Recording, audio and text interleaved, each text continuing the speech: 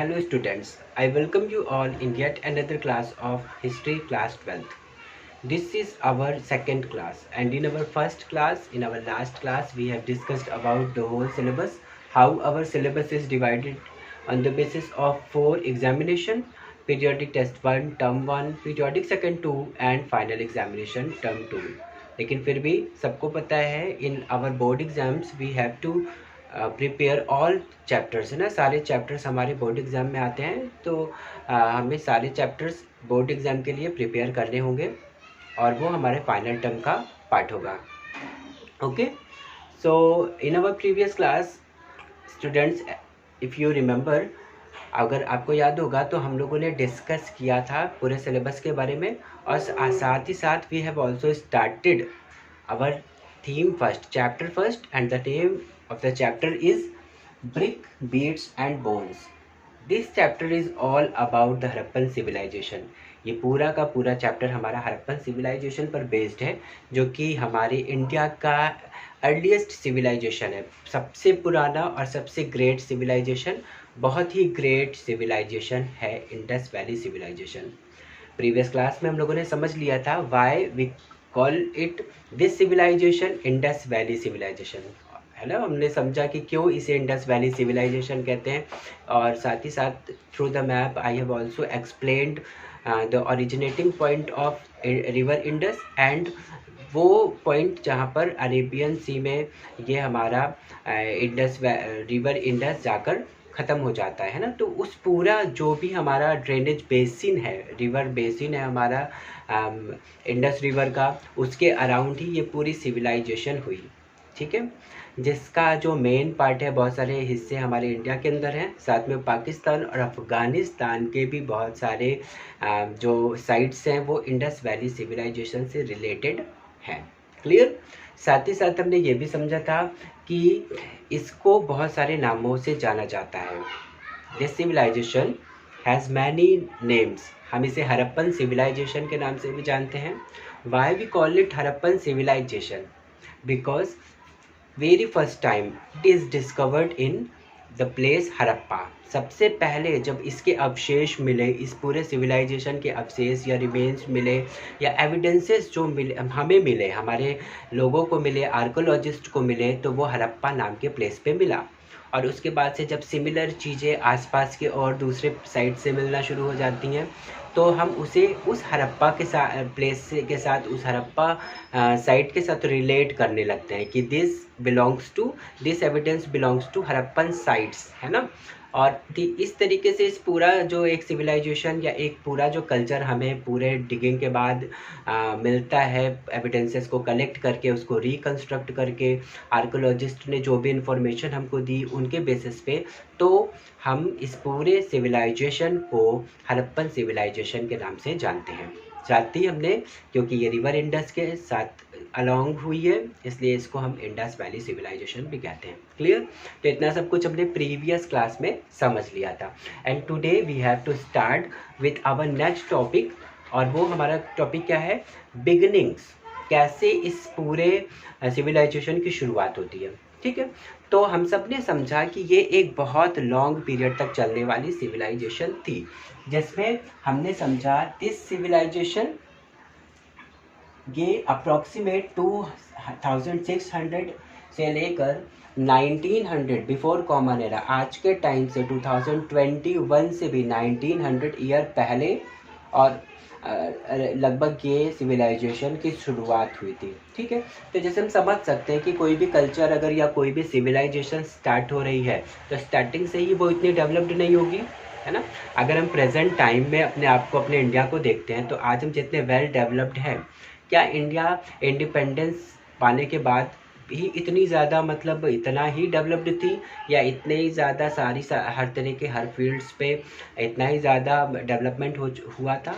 नहीं हुआ था ना. तो ये एक प्रोसेस होता है जहाँ पर हम बहुत ज़्यादा जहाँ पर हम एक शुरुआती टाइम होता है और बाद में हम मैच्योर्ड टाइम पे या डेवलप्ड टाइम में पहुँच जाते हैं. सेम उसी तरीके से ये पूरी सिविलाइजेशन भी एक बिगनिंग से शुरू होते हुए लास्ट के टाइम तक आते आते एक मैच्योर्ड सिविलाइजेशन के रूप में जानी जाने लगती है ना।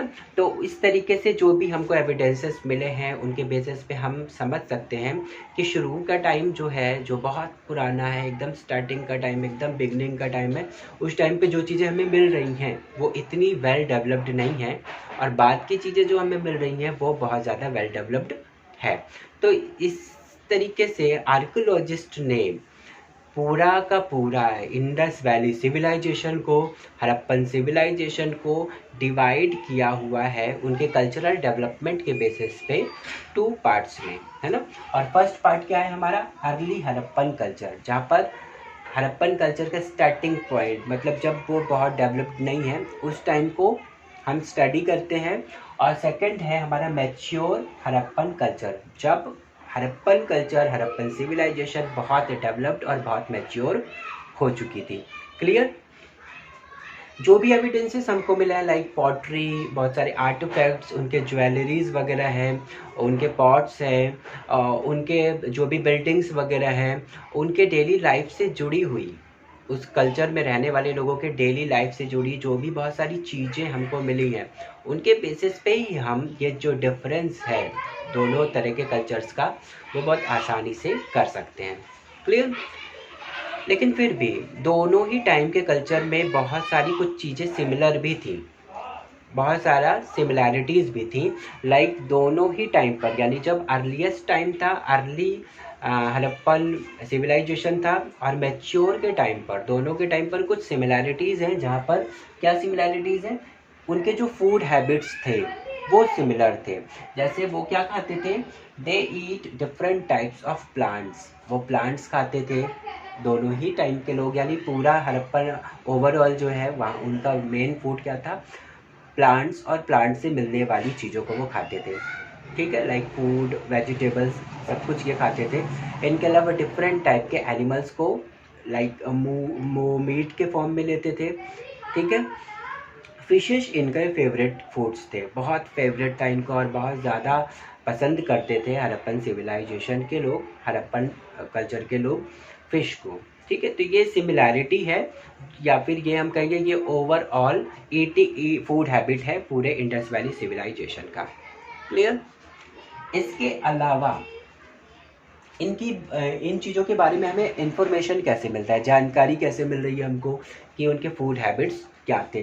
तो ऐसा है कि जिस टाइम पर जब ये अर्ली सिविलाइजेशन हुए और जब ये मैच्योर सिविलाइजेशन हुए, 2 तरीके के साइट्स हमको देखने को मिले। आर्कियोलॉजिस्ट ने बहुत सारे ऐसे साइट्स को भी फाइंड आउट किया है जहाँ पर सिर्फ अर्ली हड़प्पन सिविलाइजेशन के अवशेष ही मिले हैं, एविडेंसेस ही मिले हैं, है ना।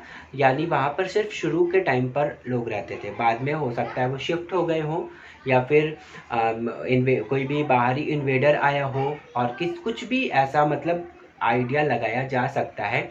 अगर किसी साइट पे सिर्फ अर्ली टाइम के यानी अनडेवलप्ड कल्चर के एविडेंसेस मिलते हैं, तो ये कह सकते हैं कि वहाँ पर ज़्यादा टाइम तक लोग नहीं रहे होंगे।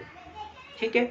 कुछ ऐसे साइट्स हैं जहाँ पर अर्ली टाइम का जो भी एविडेंसेस है वो नहीं मिले, बल्कि इससे डेवलप्ड मिले हैं। तो ये भी माना जा सकता है कि अर्ली टाइम में लोग किसी एक प्लेस पे रहते थे, फिर मूव करते करते वो डेवलपमेंट के प्रोसेस के साथ इस प्लेस पर रहना, अपना सेटलमेंट बना लेते हो जहाँ से हमको डेवलप्ड मिल रहा है ना। कुछ ऐसे साइट्स भी हमको मिले हैं जहाँ पर अर्ली कल्चर के भी एविडेंसेस मिल रहे हैं और साथ ही मैच्योर भी मिल रहे हैं। ठीक है, तो ये भी कह सकते हैं कि ये पूरे लॉन्ग प्रोसेस तक वहाँ पर लगातार लोगों का सेटलमेंट्स भी रहा होगा। ठीक है, तो इस तरीके से जो भी साइट्स हैं वो कई तरीके के साइट्स हमको देखने को मिलते हैं, और ये इन साइट्स का डिवीज़न या इन साइट्स के जो फीचर्स हम समझ सकते हैं वो किस बेसिस पे, वहाँ पर पाए जाने वाले एविडेंसेस के बेसिस पे हम समझ सकते हैं। ठीक है, तो इनके जो फूड हैबिट्स के बारे में हमें मालूम चलता है या उनकी फार्मिंग हैबिट्स के बारे में मालूम चलता है, तो ये हमें मिलता है उस टाइम पर बहुत सारे जो जले हुए ग्रेन्स के रिमेन्स मिले हैं, या जले हुए सीड्स भी मिले हैं हमको आर्कियोलॉजिस्ट को, जिससे हम समझ सकते हैं कि ये ग्रेन्स और सीड्स के थ्रू फार्मिंग करते थे। ठीक है। कुछ कुछ जगहों पर कुछ ऐसे साइट्स भी है जहाँ पर शुरू से आखिरी तक के बीच का मतलब हर तरह का अर्ली और मेच्योर दोनों तरह के एविडेंसेस मिलते हैं। वहाँ पर कई बार कुछ ऐसे साइट्स पर अर्ली और मैच्योर के बीच में एक लॉन्ग गैप भी मिला है। तो ये भी हम आइडिया लगा सकते हैं कि अर्ली टाइम पर उस प्लेस पर सेटलमेंट्स रहा हो, बीच के टाइम पर वो किसी और प्लेस पर लोग शिफ्ट हो गए हों, बहुत सारे रीजन्स हो सकते हैं उसके लिए, और फिर बाद में फिर उसी प्लेस पर आ गए हों। कई बार ये भी आइडिया लगाते हैं आर्कोलॉजिस्ट, क्योंकि वहाँ पर जो जले हुए ग्रेन्स और जले हुए सीड्स के अवशेष मिल रहे हैं, तो ये भी माना जाता है कि हो सकता है कि अर्ली टाइम पर जब लोग रह रहे हैं फायर लग जाए गई हो या कुछ भी इस तरीके का हो गया जिसमें सब कुछ जल गया हो, और बाद में जब सारी चीज़ें फिर से नॉर्मल हो जाती हो तो फिर वहाँ पर सेटलमेंट बन गया हो, और तब तक के बीच वो डेवलप्ड हो चुके हैं, और इसलिए अर्ली और मैच्योर के बीच का ये गैप भी देखने को मिलता है।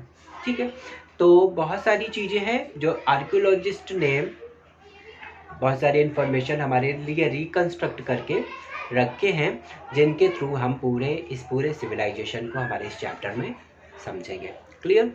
अब आते हैं उसके बाद हमारा जो नेक्स्ट टॉपिक है वो है सबसिस्टेंस स्ट्रैटेजीज।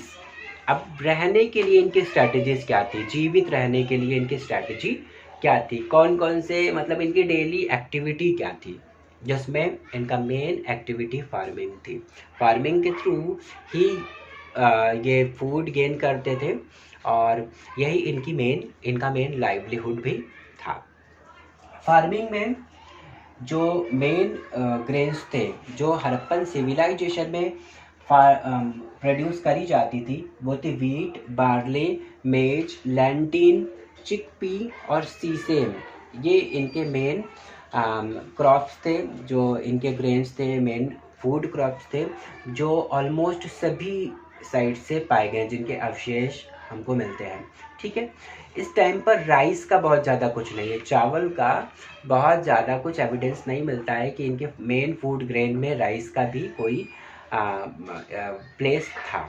ठीक है, इनके अलावा क्योंकि हमने बताया कि इनके फूड हैबिट्स में ये वेज तो थे ही, ये फूड क्रॉप्स तो खाते ही थे, साथ ही साथ पर ये मीट भी कंज्यूम करते थे। जहाँ पर मेन जो एनिमल्स थे जो ये रियरिंग करते थे, डोमेस्टिकेट करते थे, मतलब पालते थे, वो कौन कौन से एनिमल्स थे, शीप, गोट, बफेलोज और पिग। ये कुछ मेन एनिमल्स थे, ये इनको रखते थे मीट के लिए, है ना, मतलब इनको खाते भी थे, और साथ में कुछ एनिमल्स इनके वर्क में भी आते थे, तो उनको वो अपने डोमेस्टिक वर्क में भी इस्तेमाल किया करते थे। इस चीज़ की जानकारी हमें कैसे मिलती है, बहुत सारे जो इनके बोन्स के रिमेन्स मिले हैं, जहाँ पर भी इनके सेटलमेंट्स रहे हैं, इंडस वैली सिविलाइजेशन के सेटलमेंट्स रहे हैं, उनके साइट्स रहे हैं, हाउसेस के जो एविडेंसेस रहे हैं, तो हमेशा घर के अंदर या घर के आसपास, जैसे जब भी हम एनिमल रियरिंग करते हैं तो हमारे घर के आसपास ही एनिमल्स को हम बांध के रखते हैं, या वहीं पर उनका एक कोई शेल्टर होता है वहीं पर रखते हैं। तो बहुत ज़्यादा डिस्टेंस पे नहीं, हाउसेस के बहुत क्लोज इन एनिमल्स के बोन्स के रिमेन भी हमको मिलते हैं, जिससे अंदाज़ा लगाया जा सकता है कि ये ज़रूर एनिमल रियरिंग भी करते थे और इन जानवरों को पालते थे। इनके अलावा बहुत से कुछ वाइल्ड एनिमल्स के भी रिमेन्स, बोन्स के रिमेन्स इनके घर के आसपास मिले हैं, जैसे बोर और घड़ियाल। ये कुछ वाइल्ड एनिमल्स होते हैं, है ना, घड़ियाल कोई भी उसे पालेगा नहीं, वो ज़रूर ये उनकी हंटिंग करते थे। कई बार आर्कियोलॉजिस्ट हमारे ये भी मान के चलते हैं कि ये हो सकता है हंटिंग की इनकी हैबिट रही हो, एंटरटेनमेंट के लिए ये हंटिंग करते हों, और फिर अपने मतलब जिनका भी इन्होंने शिकार किया, जिनकी भी इन्होंने हंटिंग की, वो उसको अपने घर लाते हों, है ना, ताकि वो जश्न मना सके, दिखा सके लोगों को कि हाँ उन्होंने ऐसा कुछ अचीव किया है।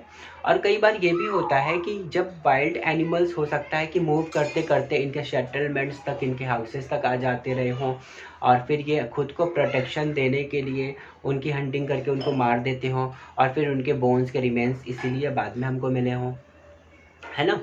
तो ये चीज़ें भी मिलती हैं। कुछ एविडेंसेस के बेसिस पे आर्कियोलॉजिस्ट ये भी कहते हैं कि ये खुद मीट के लिए हंटिंग नहीं करते थे, बल्कि कोई कुछ ऐसी कम्युनिटीज़ होती थी उस टाइम पर जो स्पेशली हंटिंग में ट्रेंड होती थी और हंटिंग करके उन मीट और दूसरे मटेरियल्स इनको अवेलेबल कराती थी। तो ऐसे भी कुछ बहुत सारी बातें यहाँ पर बताई जाती हैं। ठीक है, अब नेक्स्ट आते हैं हम एग्रीकल्चरल टेक्नोलॉजीज़ पर। इस टाइम पर एग्रीकल्चर जो है वो बहुत ही डेवलप्ड है। मैच्योर सिविलाइजेशन के टाइम पर एग्रीकल्चर बहुत ही ज़्यादा डेवलप्ड हो चुका है। लाइक प्रेजेंट टाइम, उस टाइम पर भी बहुत सारे जो टूल्स हैं या बहुत सारे अलग अलग टेक्नोलॉजीज़ को यूज़ किया जाता था एग्रीकल्चर में। ठीक है, जैसे एक मटेरियल होता है टेराकोटा, वो एक तरीके से क्ले की तरह होता है, जिससे उस टाइम पर बहुत सारे स्कल्पचर्स बनाए गए थे, मूर्तियाँ, कुछ शेप्स बनाई गई थी।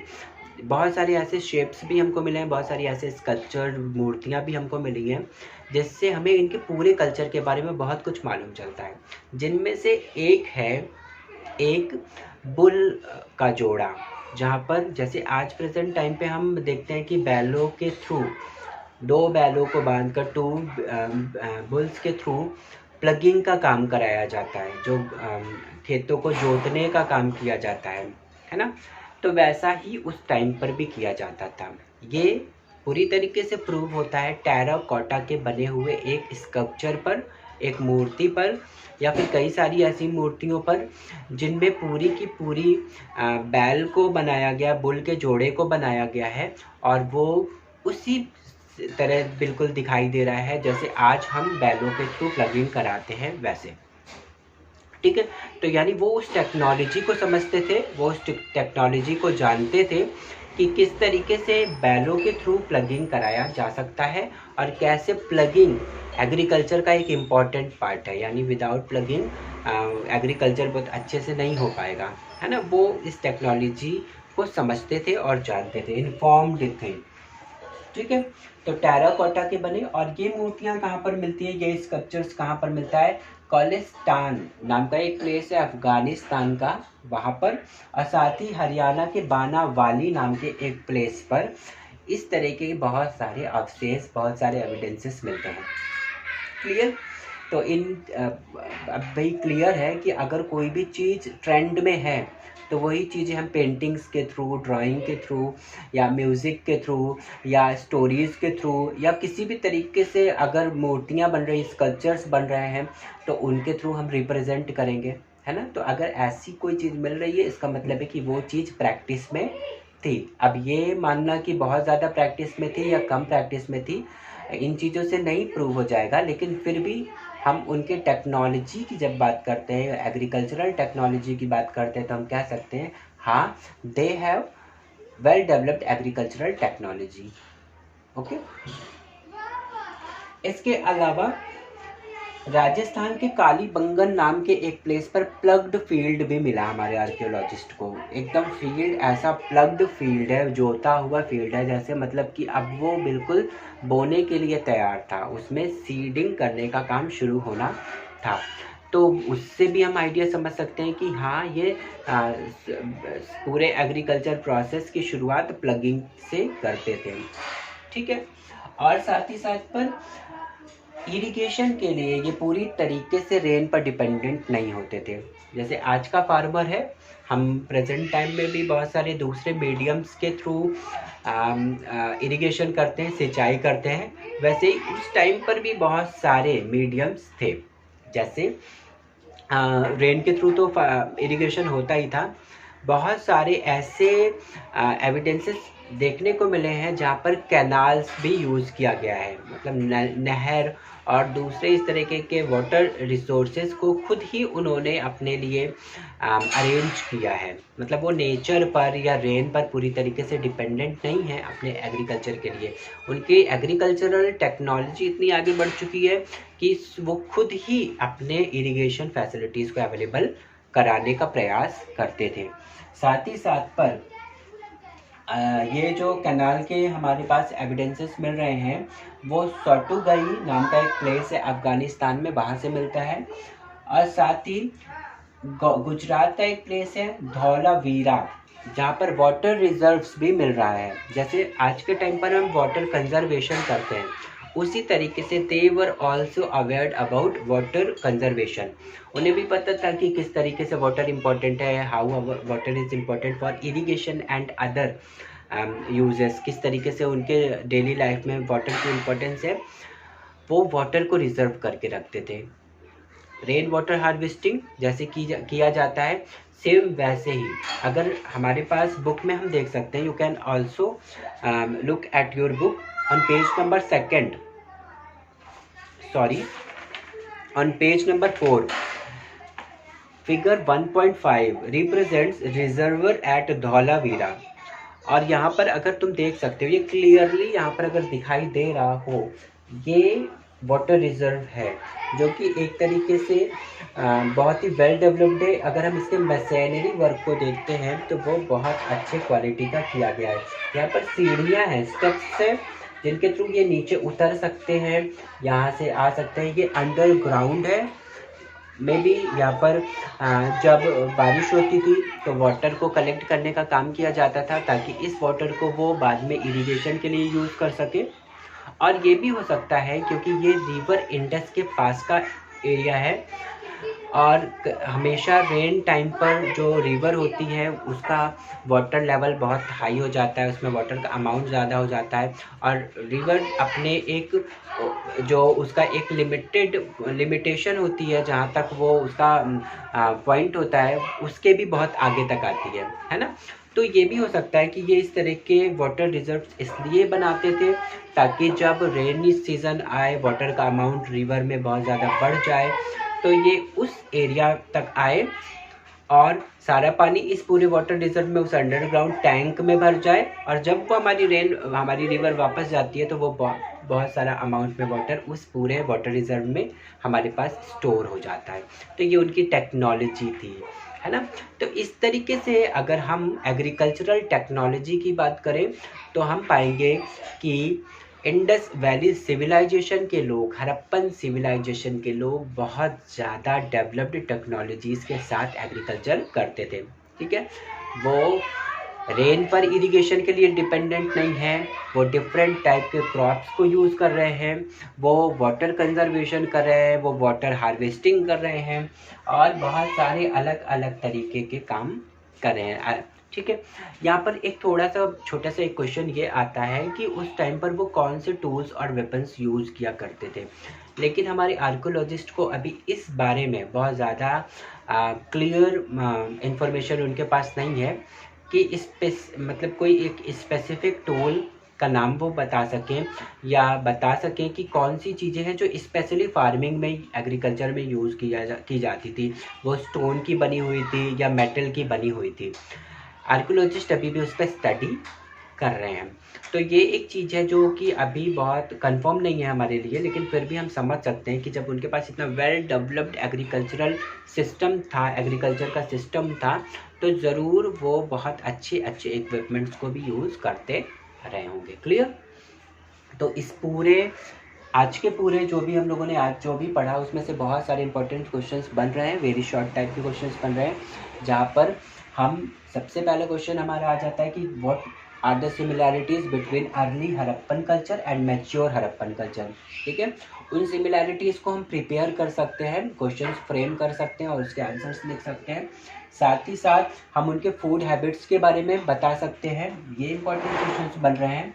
मेन फूड ग्रेन्स, मेन वो एनिमल्स जो वो रियरिंग करते थे जिन एनिमल्स को, और वो प्लेसेस जहाँ से हमको टेराकोटा के बुल मिल रहे हैं, या फिर प्लग्ड फील्ड के एग्जांपल्स मिल रहे हैं, या फिर और भी जो वाटर रिजर्व्स और दूसरी सारी चीज़ें मिल रही हैं, कि 1 पॉइंट मार्क के लिए बहुत ही इंपॉर्टेंट क्वेश्चंस हैं।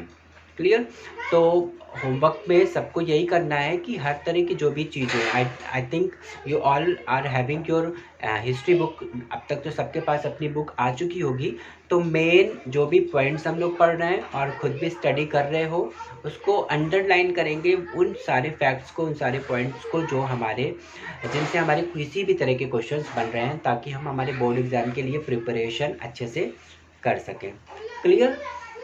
और साथ ही साथ in your assignment section I have also given some questions to do, जो कि टाइमली करके सबमिट कर देना है। And on the basis of that assignment you will get marks for your internal assessment. Clear. So students, I think अब तक जो भी हम लोगों ने अभी पढ़ा वो सब कुछ क्लियर हो गया होगा। But if still you have any question, any doubt, any query, you are free to call me। और कभी भी क्वेश्चन पूछ सकते हो, अपने डाउट्स क्लियर कर सकते हो। Clear. So our next topic is Mohenjodaro a planned urban centre. हम हमारे नेक्स्ट क्लास में पढ़ेंगे कि ये एक किस तरीके से इनका वो जो टाउन प्लानिंग थी वो कैसी थी, इनका जो टाउन है, इनके जो हाउसेस थे, उसका क्या सिस्टम था, कौन कौन से मेन फीचर्स हैं जिनके थ्रू हम समझ सकते हैं कि इनकी टाउन प्लानिंग बहुत ही वेल डेवलप्ड थी। क्लियर। तो उसको होमवर्क में पहले से थोड़ा सा रीड करके रखेंगे, फिर हमारी क्लास के थ्रू हम उसको अच्छे से समझेंगे। Okay. So now students, now we will meet in our next class. Till then, take care and have a nice day.